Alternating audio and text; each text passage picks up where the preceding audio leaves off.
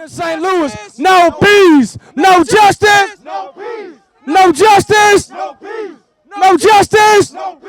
For Complex News, I'm Jinx. We're back here still on West Ferguson Ave in Ferguson, Missouri. We're at the site of the Quick Trip, the same Quick Trip that was looted and burned, but it's become a gathering place for a lot of people. People are out here chanting, speaking about nonviolence, doing the right thing. There's also people still speaking about interacting with the police.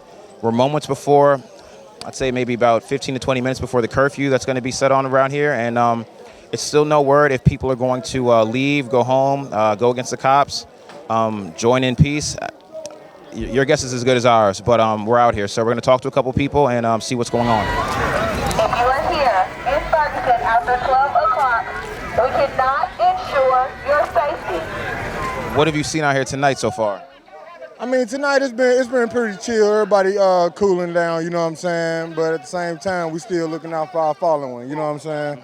To us, it's like a brother to us, you know what I'm saying? We all from St. Louis together, you know what I'm saying? So one down, it's just like them doing it to us. Because if they'll do it to that man, they'll do it to us, man. Yeah, we came down, we raised some money in D.C. We drove in yesterday. And so we brought down some food, we brought down some waters and stuff. We made a couple trips, but we know that there's going to be people who are going to stay. And it's not judgment. We've talked to a lot of people down here, I understand it. But we wanted to leave. It's gloves, it's flashlights. This is vinegar and water. It'll diffuse tear gas, and a couple bandanas that people can put over their face. We just want to, because we are going to get out, we just want to leave these somewhere so that people have them.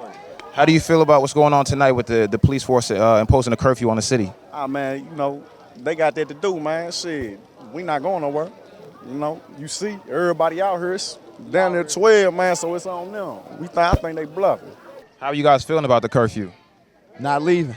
We grown as hell. Ain't no way we should have a curfew. Ain't no way. It's our freedom.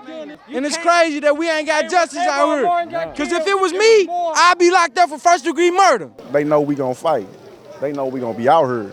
They gonna know all that shit they doing wrong. They ain't finna keep doing that. You know what I'm saying? They talking about lay back, let them handle it. All right, we been letting y'all handle it, and this what y'all been doing. You been mishandling it. So it's like, let them handle it, but they did it. We cool. I'm saying we the people. I'm saying I'm American. I'm going to fight for my country, foreign or domestic, man, and these people domestic, in that order. Home of the free, land of the brave, or something like that, you heard me? What do you think of the curfew that they've imposed so far? Oh, man, I think it's a bunch of baloney, you know what I'm saying? You're going to tell people what time they got to get off the streets they paying taxes on? It's baloney to me.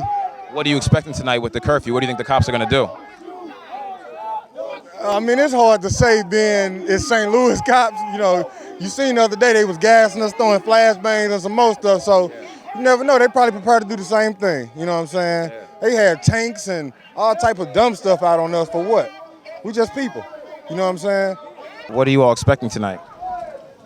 I just know that, you know, we came down here to be of support to the community, and people have personal choices to make, and it's not for me to judge or not judge. I think there will be people that'll make the choice we made, which is like, if that's what the law is tonight, that's the law that we're going to follow. There are going to be people that are going to say it should be against the law to kill kids. So you have your laws and I have mine, you know. But Yeah, we saw a sign, and, you know, worry as much about the shooter as you do the looter.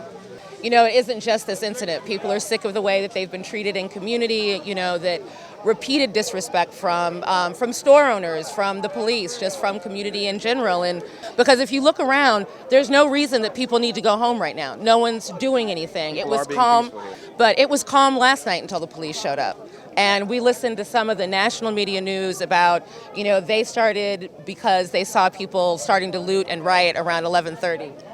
That didn't happen. There weren't 100 people running and looting at 11:30. It was completely calm until the police showed up. So what are you all expecting tonight when the cops come down? Everything. They got guns, we got guns. Fuck them. What do you think it's going to take to improve the relationship between cops and the people out here? Nothing, not a goddamn thing.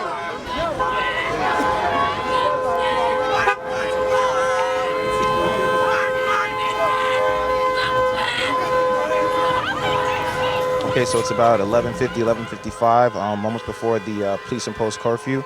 We're here in the press area that's designated by police, right here at Ferguson and Florissant, right in the parking lot of the Ferguson Market and Liquor, the same spot that Michael Brown allegedly robbed a store at, and where there was looting at the night prior. Most of this area here seems to be cleared out with just mostly cops here in riot gear. Most of the locals seem to be congregated down towards that area, the area that we just left by the Quick Trip, and along the streets around there. I guess we'll just have to wait and see what happens with the curfew, but I believe the police will march down the street.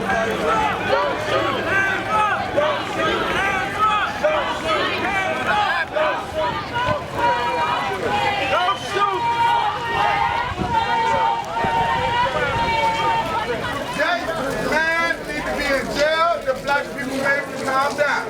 Exactly. Do your job, we gonna do our job. We gonna stand here strong until they do their job. All right, as you can see, it looks like the cops from this area are moving and they're all starting to congregate together.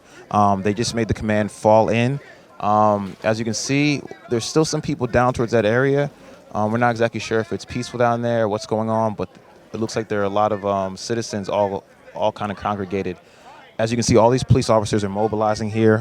We're not sure what's about to happen, but it is at least about 15 to 20 minutes after the imposed curfew. So it looks like they're going to enact it. This is the police department. You are violating the state-imposed curfew. You must continue to disperse peacefully, or you will be subject to arrest and/or other actions. All right, right now I'm hanging off of a light post right here, trying to get a good vantage point for us.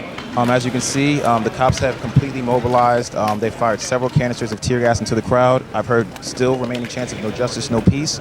You can hear cars zooming. I hear a siren even. There are at least, I'd say easily 100 cops over there, several armored vehicles. I can see sounds, it looks like sirens all the way down at the end, and you can see lights down towards the Quick Trip, the same Quick Trip that was looted and burnt down, and the same place that it served as a meeting ground. Okay, it looks like those are gunshots down there. There's gunshots being fired. It's tough to see what's going on there. We can only rely on sound, but it's happening. Okay, what's your name? I'm Sharon Pascal Bennett. And you were actually down in the crowd, or you were down in the crowd as the police approached? Yes, actually, we were in the crowd as the police approached. We were a little bit more to the media side. We actually blended in with the media and got footage and pictures. Can you tell us a little bit about what took place within the crowd? Oh yeah, absolutely. There was chanting. There were people walking around with their hands up. It was very visceral. You could feel the emotion. You could feel that these people are frustrated. They're fed up. They're absolutely upset about the way that the case is being handled. A lot of no justice, no peace, people refusing the midnight curfew. Saw a couple of people with handguns and weaponry. They were standing in front of vehicles that they said contained more weaponry, and they said that they were prepared to use it. Some people were prepared to go to jail. Others were obviously prepared to put themselves in harm's way. Cops here are saying that it was smoke gas, but there are conflicting reports saying that it was tear gas. Can you state what you think it was? I was in the crowd when the first canisters were dispersed, and the fumes and smoke that came off of the canisters burned your lungs. So unless they have a new kind of smoke gas that I'm not aware of, that was tear gas. There were reports that there were, arguments and conflicts within the crowd. Mm-hmm. There were a couple of disagreements, mostly people who were trying to lead most of the crowd to go home and adhere to the curfew, and other people who were just saying, if you're scared, you go home, but I'm here, I'm staying. So those situations escalated. A couple of people were walking around with alcohol, and it was obvious that was probably a contributing factor, but for the most part, it was pretty peaceful. What was their demeanor like? Did they actually engage the crowd, or were they still approaching them from a distance? They took a long time to actually directly engage the crowd. They seemed to be pretty calm. They were more concerned with the businesses, I think. Quite a few officers were checking in the buildings and the windows of these local businesses, I guess, to make sure. They thought that someone was inside the businesses. Then there were people running on the sides of the building. So they were very interested in kind of controlling the perimeter as opposed to directly advancing on the crowd.